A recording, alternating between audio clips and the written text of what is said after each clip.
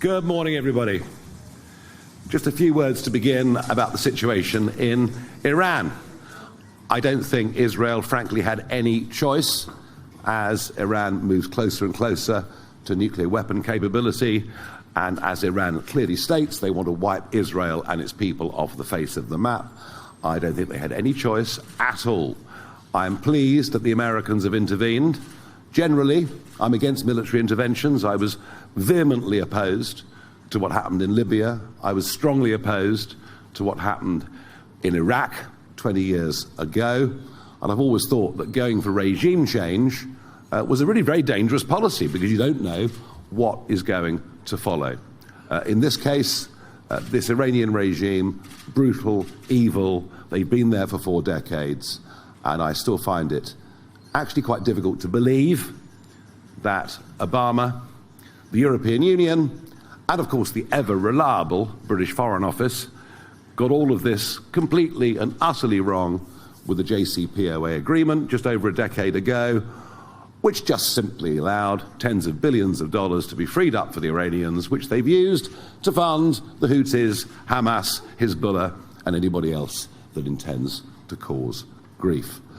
So I hope and believe that the American reports are right and that Iran no longer has nuclear capability, and we'll see what comes after that.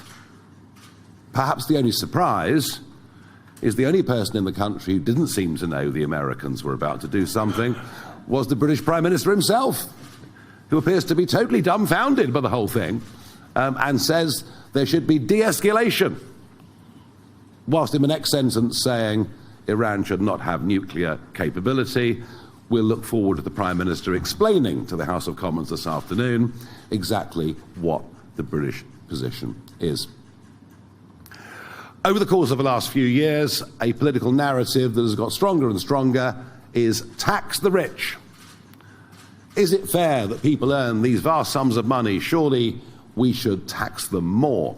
And you might have thought, traditionally, this would be a policy that would come from the Labour Party, but not a bit of it. Not a bit of it. In 14 years in power, under the Conservatives, we saw taxes go up, we saw thresholds frozen, we saw significant changes to non-dom tax rules. Indeed, there was something like 150,000 people with non-dom tax status 10 years ago. That number today probably, we don't know officially yet, but probably nearer now to 60,000 and 70,000, and falling very, very quickly. The counter-arguments that the top 1% of taxpayers pay 30% of a tax take appear not to have made any difference. And that narrative in politics and in the media, a sort of anti-success, anti-money narrative that we've now been living with for a few years, apart, of course, from Premier League footballers. And if they earn £300,000 a week, that's absolutely fine. But there is some justification in anger in our country, some justification that since 2008, the rich have got richer, and those at the lower end of the scale are simply no better off. And it all goes back to the bailouts, it all goes back to the failures of the banking system in 2008, when effectively it was the little man and woman that bailed out the big banks. And ever since then, through a policy of quantitative easing, what we've seen is a massive push in the value of assets. So if you've owned property, if you've owned stocks and shares since 2008, you've had a fantastic time. But for those who don't own property or don't own shares, they are relatively, by some measures, worse off than they were last time round. Now, we saw all of this under George Osborne. Jeremy Hunt accelerated the whole thing, effectively beginning the end of non-dom status, and the media said, wasn't it brilliant? Brilliant! He's triangulated the Labour Party.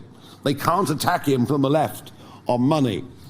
And all of this, of course, didn't understand human behaviour, didn't understand the sheer mobility that modern-day entrepreneurs and wealthy people have.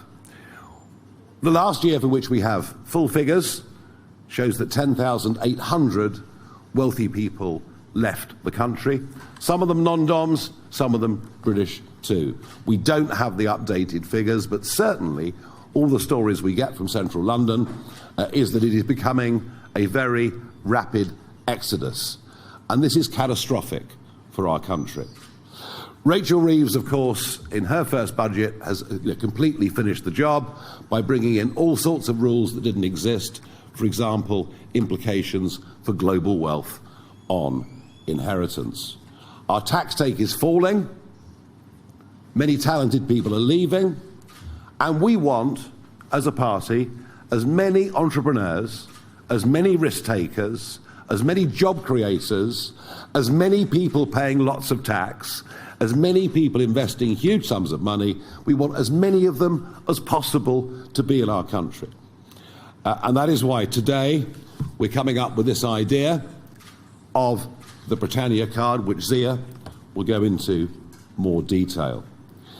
But we're also doing something with a very specific aim, aimed at those in work.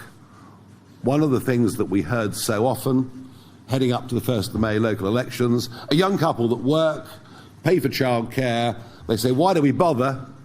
Because the people next door do nothing, and they're pretty much as well off as we are. And so many things that we talked about making that gap between being on benefits and going to work bigger, and this policy will directly contribute towards that.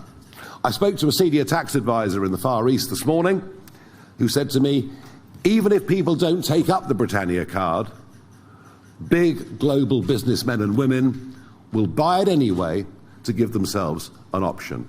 I'm confident that this will raise a lot of money.